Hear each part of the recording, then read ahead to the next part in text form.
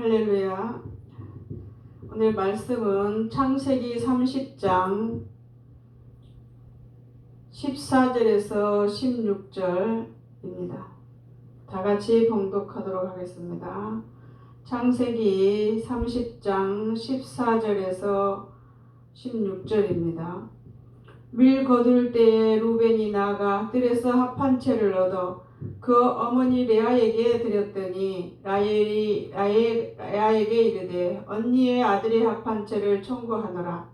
레아가 그에게 이르되 내가 내 남편을 빼앗은 것이 작은 일이냐? 그런데 내가 내 아들의 합한 채를 빼앗고자 하느냐? 라헬이 이르되 그러면 언니 아들의 합한 채 대신에 오늘 밤에 내 남편이 언니와 동침하리라 하니라. 저물 때 야곱이 들에서 돌아오매 라헬이 나아가 그를 영접하여 이르되 내게로 들어오라. 내가 내 아들의 합한 채로 당신을 샀노라. 그 밤에 야곱이 그와 동침하였더라. 자, 22절에서 24절까지 다시 봉독하겠습니다. 하나님이 라헬을 생각하신지라. 하나님이 그의 소원을 들으시고 그의 태를 여셨으므로 그가 임신하여 아들을 낳고 이르되 하나님이 내 부끄러움을 씻으셨다 하고 그 이름을 요셉이라 하니 여호와는 다시 다른 아들을 내게 더하시기를 원하노라. 아멘. 할렐루야. 오늘 본문을 통해서 말씀의 제목을 합한 채로 주셨습니다. 오늘 본문을 보면 레아는 합한 채로 남편을 사모하고 라헬은 이 합한 채로 아들을 얻기를 사모합니다. 왜 남편의 사랑을 받는 라헬이 루벤이 가지고 와서 자기 어머니 레아에게 드려진 그 합한 채를 달라고 강청했을까요? 당시 그것은 임신 촉진제로 여겨져서 쓰여졌기 때문입니다. 자, 언니 레아는 아들을 낳아서 충분히 남편에게 사랑을 받고 또 사랑을 드렸습니다. 라헬은 남편의 사랑을 받았었지만 자식을 낳지 못했습니다. 라헬은 자식을 줄줄이 낳은 레아가 너무 부러웠고 또 그 자식을 낳기를 너무도 사모해서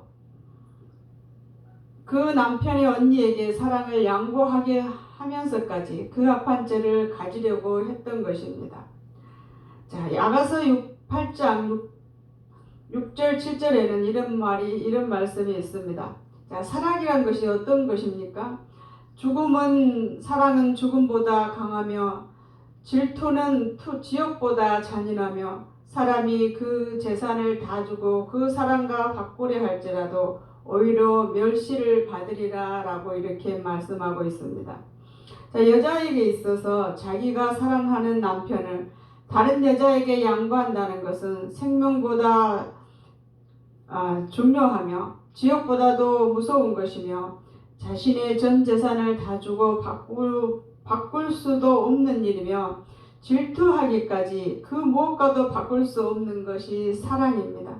그런데 라헬은 자식을 얻기 위해 사랑하는 남편을 레아에게 양보합니다. 그만큼 라헬에게는 자식을 얻는 일, 자식을 낳아주는 것이 자신의 생명과 바꿀 만큼 중요한 일이었습니다. 왜냐하면 그 당시 여인들은 특히 아들을 낳아서 대를 이어주는 것이 남편에게 최고의 사랑을 드리는 영광이 되었기 때문입니다. 예전에 우리나라에도 그런 일들이 많았지만 그 당시에도 아이를 낳아주지 못하면 쫓겨나야 했던 시대였습니다.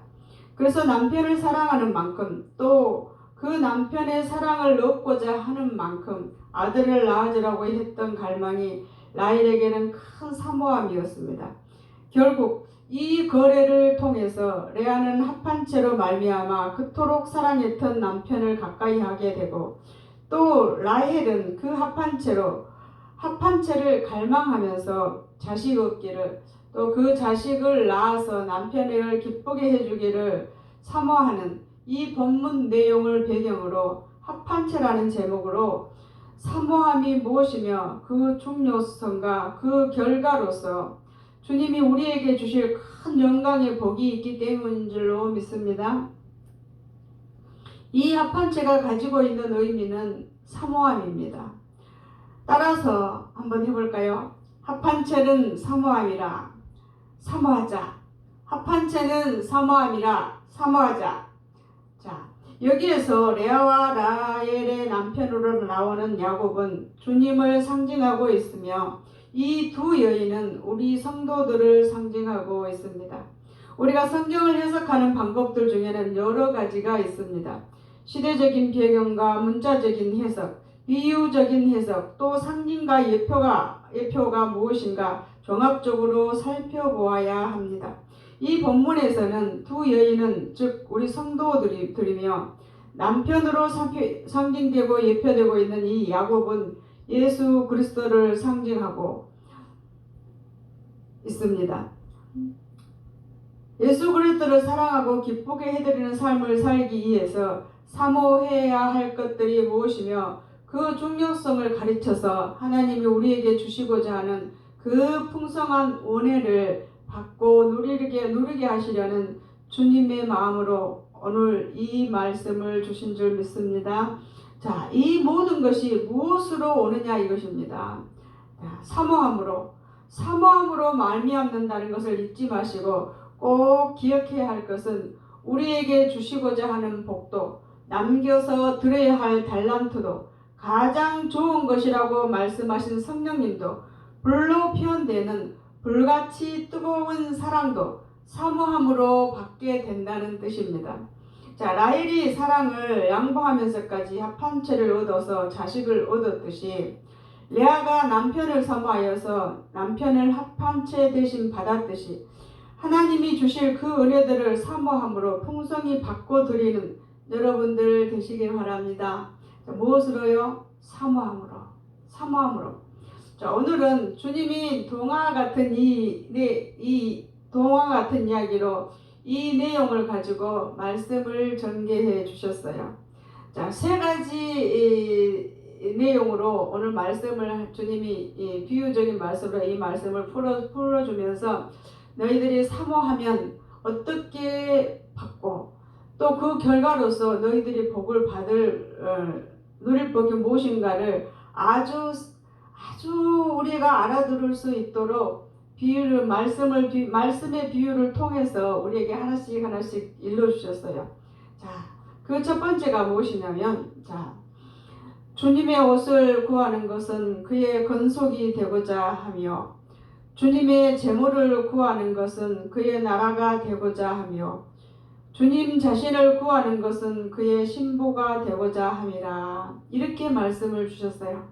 자, 모든 일에는 원인이 있으면 반드시 결과가 있습니다. 자, 주님의 옷을 구하는 것은 그 이유가 되며 그의 견속이 되는 것은 그 결과입니다. 이유와 결과가 무엇인가를 파악하면서 설교를 들을 수 있기를 바랍니다. 자, 주님의 옷을 구한다는 것은 옷은 신분을 말합니다.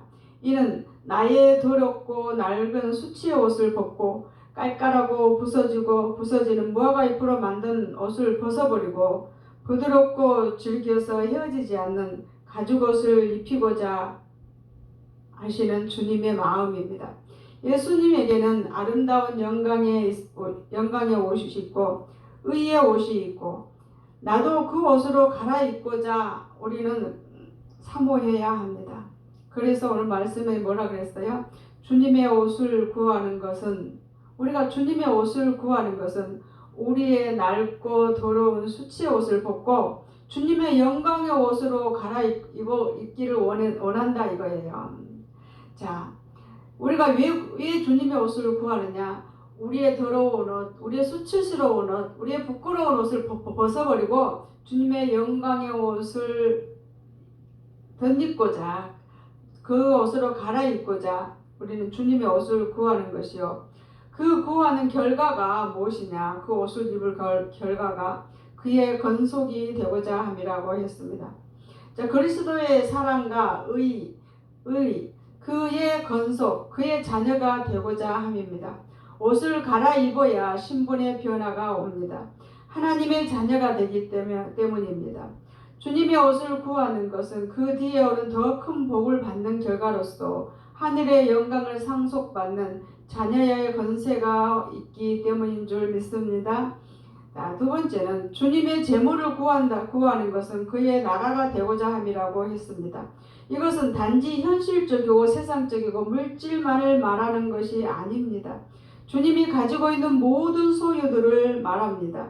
주님에게는 금도 은도 주님 것이요, 주님은 가난하게도 하시고 부하게도 하시고 죽이기도 하시고 살리기도 하시고 뿐만 아니라 낮추시기도 하고 높이시기도 하며 강하게 하시기도 하시고 약하게 하시기도 하십니다. 우리 삶에 필요한 것들을 구하십시오. 우리가 하나님께 강청하여 구하는 것은 그것을 가지고 하나님 나라를 위해서 일하고 쓰임을 받기 이함입니다. 주께 받을 걸 가지고 주님과 나 사이에 아주 보배로운 보배를 만들어서 삶에 필요한 것들과 달란트를 다 구해서 하늘나라를 내 것으로 만드시길 바랍니다.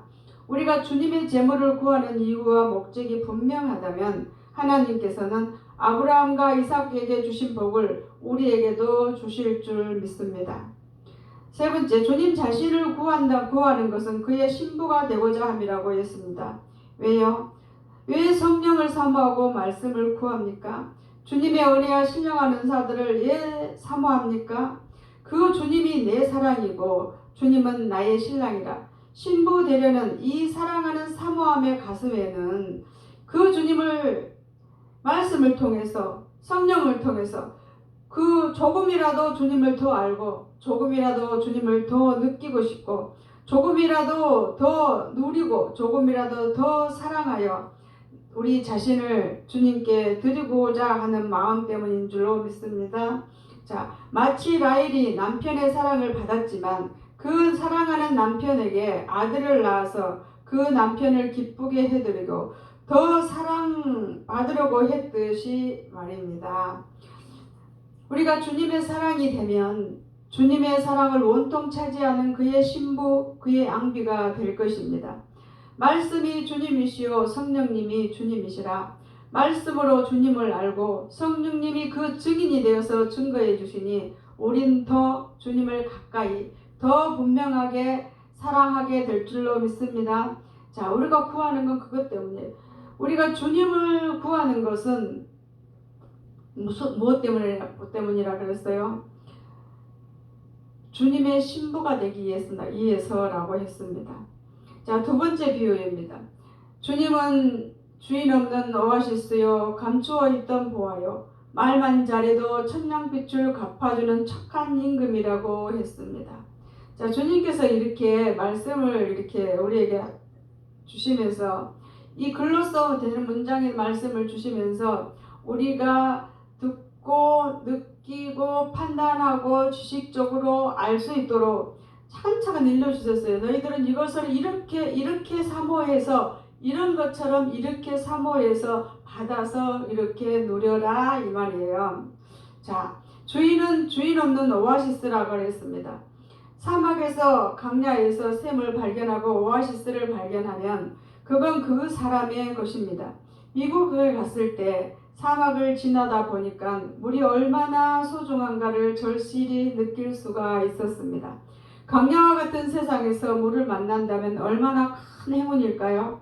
때앞에 달에 타는 듯한 갈증이 왔을 때 그 물을 마실 수 있고 가축과 가족과 그 물을 다 점유해도 누가 뭐라고 할 사람이 없을 것입니다. 그런데 그 샘을 발견하고도 그냥 지나간다면 그는 얼마 못 가서 목말라 죽을 것이요, 자기도 그 가족들도 다 죽고 말 것입니다. 바로 그 주님이 그 사막과 같은 강야 같은 우리들의 인생길에서 오아시스와 같은 것이라고 했습니다. 이 말은 주님을 사모하는 자들에게는 얼마든지 주님 당신이 가지고 있는 생수와 생명과 풍성한 삶의 은혜를 주시겠다는 약속인 줄로 믿습니다. 오아시스와 같은 주님을 사모함으로 차지해서 주님을 소유하는 우리가 되어야 될 줄로 믿습니다. 두 번째는 감추어진 보화라고 했어요. 자, 밭에 감추어준 보화 이야기를 우리는 많이 들어보았습니다. 밭을 일구다가 먼저 발견한 사람이 자기 전 재산을 다 팔아서라도 그것을 소유하듯이 우리는 신앙 안에 들어와서 보니 예수라는 보화를 발견했습니다. 예수라는 밭에 그 속에 감추어진 보화가 무진장 많다는 것을 발견한 자들이 우리들입니다. 그 안에는 오아시스와 같은 생수가 있고 생명과 능력과 사랑으로 오는 영광의 보석들이 가득 숨겨져 있다는 것을 우리는 말씀을 통해서 알았습니다. 그러나 예수라는 믿음이라는 밭에 들어와 있는 수많은 크리스천들이 있지만은 그 속에 감추어지는 보화를 발견하지 못한 자들도 있을 것이고 그 보화를 발견하고도 그 가치를 모르는 사람들은 아마 그냥 지나갈 것입니다. 이제 우리는 그 보화의 가치를 아는 자들입니다. 우리가 전 재산을 다 팔아서라도 값을 치르고서라도 그 보화를 캐낼 수 있는 여러분들이 되시기를 바랍니다. 알면 사모해서 내 것으로 만들라는 오늘 주님의 우리에게 간곡하게 부탁하신 말씀이신 줄로 믿습니다. 할렐루야. 자, 구해서 부자 되세요. 그런데 또 이런 유머스럽고 솔깃한 표현을 주님은 주셨어요. 말만 잘해도 천냥빚을 갚아주는 착한 임금이랍니다. 이것이 우리나라 속담인 줄 알았는데 마태복음에서 나오는 1만 달란트 빚진 자의 빚을 탕감해주는 주님의 말씀이었네요. 자, 우리나라 속담에도 이런 것들이 있죠. 말 한마디에 천냥빚을 갚는다라는 속담이요. 그만큼 말이 중요하다는 것이겠죠. 자, 마태복음에는 1만 달란트 빚진 자가 자기 주인에게 빚을 지고 빚을 갚을 수가 없었어요. 그 주인이 그 종에게 처와 자식을 몽땅 다 팔아서라도 갚으라는 엄히한 주인의 명령 앞에 그가 얼마나 빌었는지 얼마나 말을 잘했던지 그 착한 주인이 감동을 받고 불쌍하게 여겨서 지금의 돈으로 환산하면 수십억이나 되는 돈을 탕감해 주었어요. 공율과 용서를 구하고 도움을 청하는 종의 빚을 탕감해 주고 용서해 주었어요. 우리 주님은 우리의 채무를 담당해 줄 뿐만 아니라 용서해 주시고 능력이면 능력, 사랑이면 사랑, 이 모든 것을 우리가 말만 잘해도 탕감해 줄 뿐만 아니라 죄를 용서해 주신답니다. 무엇으로요? 말만 잘해도 라고 했습니다. 말을 잘한다는 것이 무엇입니까? 바로 우리가 드리는 기도입니다. 기도를 무엇으로 합니까? 말로 하잖아요. 바라고 기대하고 원하는 것을 기도로, 그 간절히 원하는 것을 간절한 사모함으로 표현하는 것, 이렇게 하면 착한 임금 되신 예수님이 용서해 줄 뿐만 아니라 우리의 필요를 채워주고 우리의 빚도 탕감해 줄 줄로 믿습니다. 자, 말만 잘하면 한다 그랬어요. 얼마나 쉬워요, 그죠?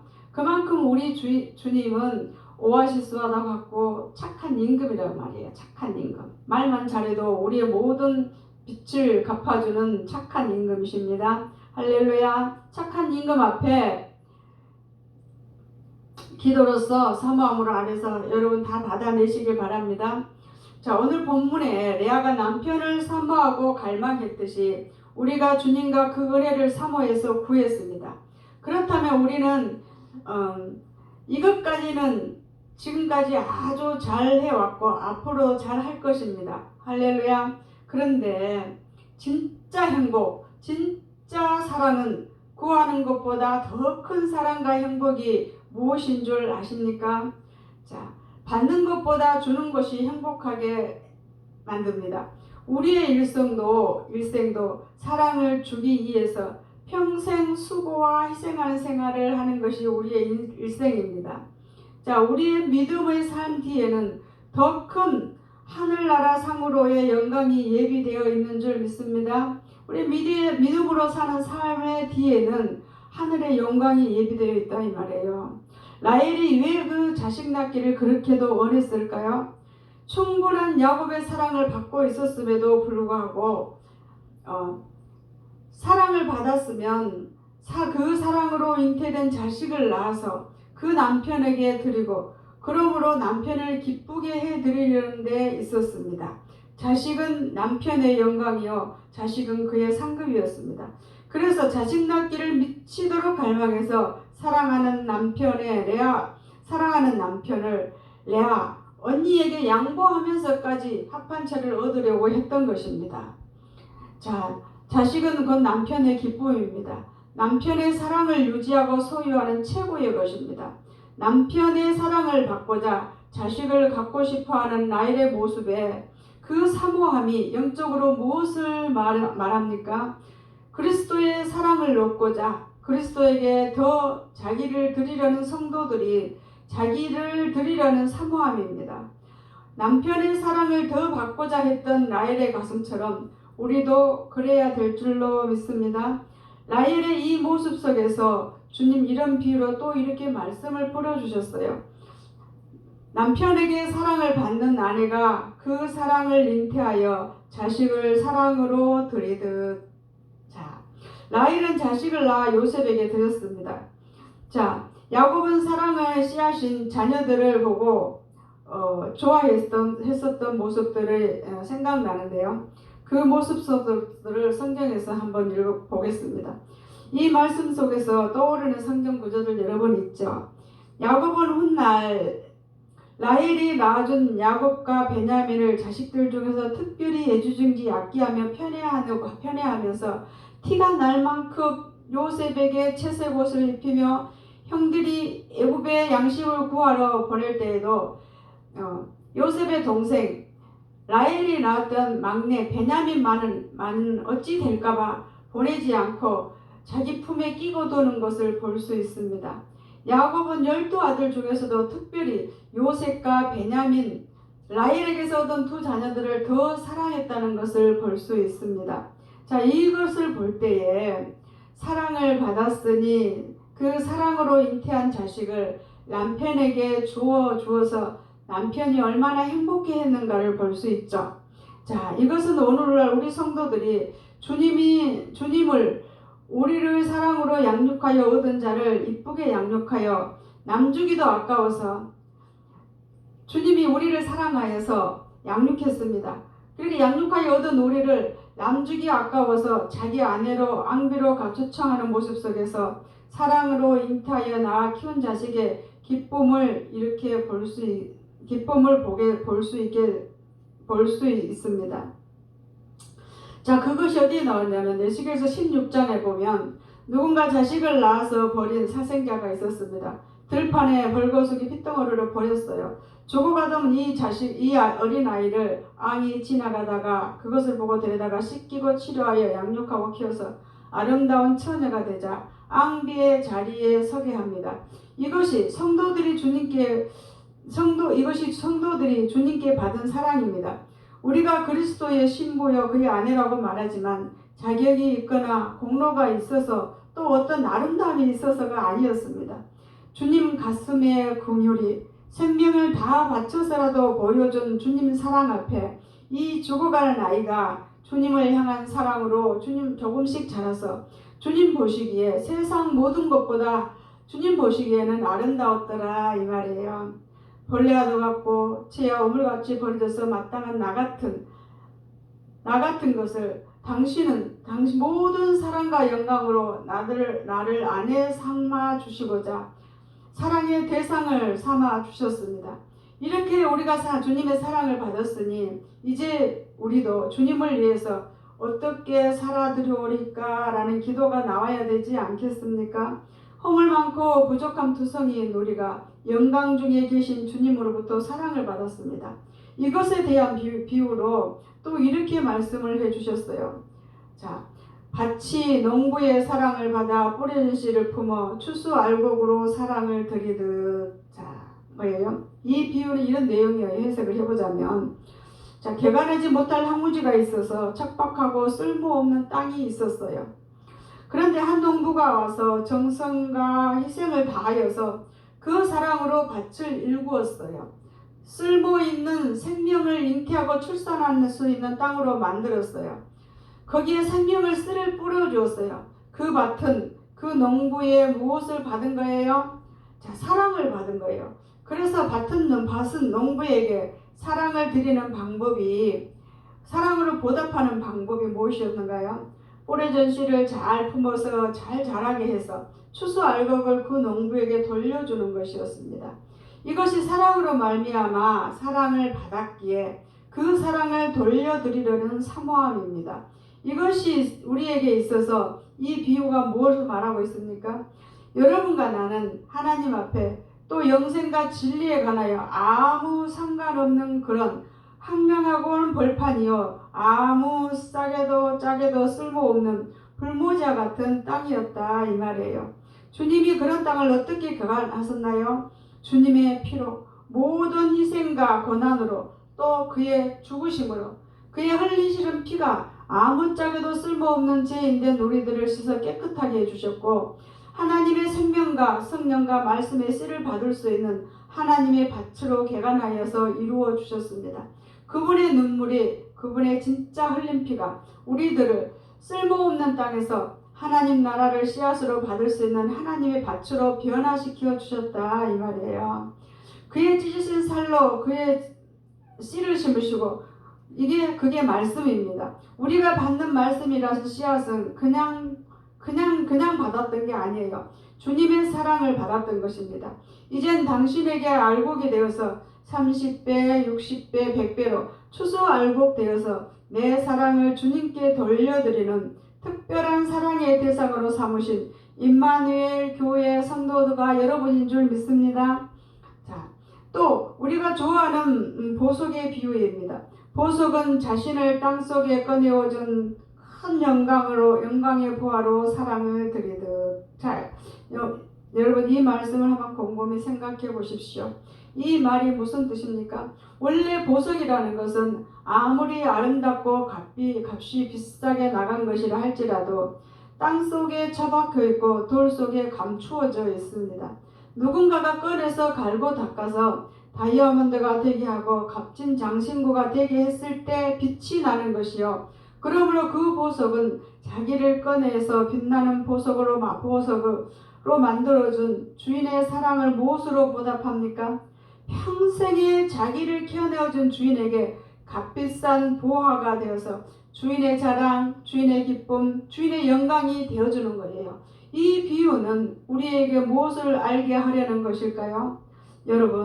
여러분과 나는 보석은 보석이로되 땅속에 처박혀서 보석의 가치를 못했던 자들입니다. 그런데 우리가 왜 땅속에 박혀 있는 보석이었는가요? 왜 그랬을까요? 우리는 원래 하나님의 형상대로 지음받은 자들이었습니다. 하나님의 형상이란 하나님과 동질이 되어서 하나님의 마음을 주면 얼마든지 하나님과 사랑할 수 있는 대상으로 만들어졌다는 뜻입니다.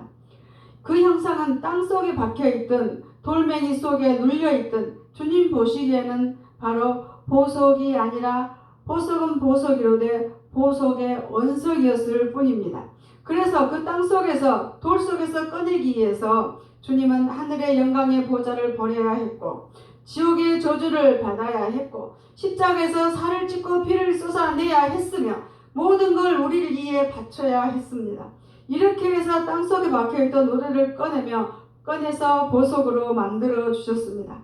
그러므로 우리는 평생에 주님께 영광을 돌리는, 종기를 돌려드리는 보화와 보석이 되어야 될 줄로 믿습니다. 할렐루야. 그래서 우리는 주님의 보배요, 주님의 보배인 줄, 보배라는 것입니다. 이제는 우리를 통해 주님의 이름이 높임을 받고 예수님의 이름이 자랑이 되고 자랑이 되는 임마누엘 교회 성도님들이 되시기를 바랍니다. 그럼 도대체 이 사모함, 하나님 사모함, 주님 사모함이 무엇이길래 그런가입니다. 자, 이런 것들을 얻기 위해서 어떤 사모함이어야 하는가를 구체적으로 현재 우리가 사모하는 방법을 하나님 또 이렇게 말씀하셨어요. 말씀을 사모하면 주님 사모할 가치를 얻는다 했어요. 자, 원초적인 걸 다시 한 번 더 하나님이 반복해서 일러주는 거예요. 너희가 말씀을 사모하는 것은 나를 사랑하는 사모할 가치가 무엇인가를 말씀 속에서 얻게 될 것이다. 이렇게 말씀하신 거예요. 즉 말씀은 왜 주님을 사모해야 하는가에 대한 가치를 알게 한다 이 말이에요. 또 기도 사모함은 주님 사모할 사랑을 일으키고 이렇게 말씀하셨어요. 자, 기도를 우리가 하려고 애를 쓰잖아요. 그러면 그 기도할 때 무엇을 하느냐? 기도하기를 사모할 때 기도를 사모하면서 기도할 때 주님 사모할 사랑을 일으킨다 그랬어요. 자, 기도의 자리에서 주님 사모할 수 있는 사랑이 감정에서 느껴지고 때로는 너무 사랑에 복받쳐서 울기도 하고 그 사랑에 감격하기도 하고 또 더 사랑하지 못한 것을 회개할 수도 있던 것이 우리가 기도의 자리에서 그런 사랑의 불이 일어난다 이 말이에요. 그럼 또 순종을 사모함은 주님 사모함이 채워진다 했습니다. 자, 순종을 따르는 순종은 말씀을 따르는 행동이기 때문에 주님을 따르는 행동이기 때문에 때로는 능력의 주님으로 또 기적과 역사의 주님으로 순종하는 자에게 드러난다 이 말이에요. 주님의 역사를 언제 봅니까? 순종할 때. 주님의 기적을 언제 봅니까? 그 말씀을 따라서 순종할 때 기적이 일어나고 그 말씀을 따라서 내가 행동할 때 하나님을 만나는 하나님의 능력을 만나는 체험이 일어날 줄로 믿습니다. 충성하기를 더욱 사모함은 그 주님과의 사랑이 넘쳐나게 된다고 했습니다. 우리의 사역 안에서 넘쳐나는 풍성과 충만의 언인이 사랑하기 때문에 충성하는 그 사모함 때문입니다. 이 사모함의 합한체는 레아도 라헬도 사모했던 사랑했던 사랑도 기쁨도 보아도 다 얻는 것이 사랑의 묘약이 된 줄로 얻게 하는 사랑의 묘약이 된 줄로 믿습니다. 이 사모함의 합한체를 통해서 레아도 그렇게 사모했던 남편의 사랑을 받았고 라헬도 합한체를 통해서 그렇게 사모했던 자식 얻기를 사모했던 자식을 얻었습니다. 이 합한체가 바로 사랑의 묘약, 사모함이 사랑의 묘약이 된 줄로 믿습니다. 이게 바로 약이 됐다 이 말이에요. 오늘 우리에게 주시는 이 합한체는 무엇입니까? 사모함이라는 주님도 사랑의 하늘나라도 그 영광도 다 얻을 수 있는 합한체라는 사모함에 있다고 주님 일일이 깨우쳐서 일러주셨습니다. 우리의 가슴속에 불일 듯 일어나는 사모함은 그 누구도 막을 수 없는 여러분 개개인의 것입니다. 사랑의 묘약 합한체로 하늘나라 영광의 나라를 차지하는 여러분들 되시기를 바랍니다. 감사합니다. 기도하겠습니다. 할렐루야. 사랑과 은혜가 많으신 하나님 감사합니다. 오늘 이 본문의 말씀을 통해서 또 주님 우리에게 일러주신 말씀들을 통해서 이 합한체라는 제목으로 저희에게 말씀을 주실 때 합한체가 상징하고 있는 사모함이 무엇인가를 가르쳐줬고 그 결과와 그 중요성을 가르쳐줬으며 또 조목조목 일러서 하나님이 이렇게 구하면 이런 것들이 채워진다고 하나님 말씀하셨고 얼마든지 주시는 오아시스와도 같고 착한 힘과도 같고 그 주님 풍성하신 주님 안에 모든 것이 있다는 것을 사모함으로써 받아 누리라고 오늘 이 말씀을 주신 줄 믿습니다. 이 말씀을 잘 기억해서 사모함으로 하늘나라의 모든 것들을 차지하는 우리 임마누엘 교회의 성도님들 되게 도와주시옵소서. 감사합니다. 모든 영광 하나님께 드리오며 예수 그리스도의 이름으로 기도하옵나이다. 아멘.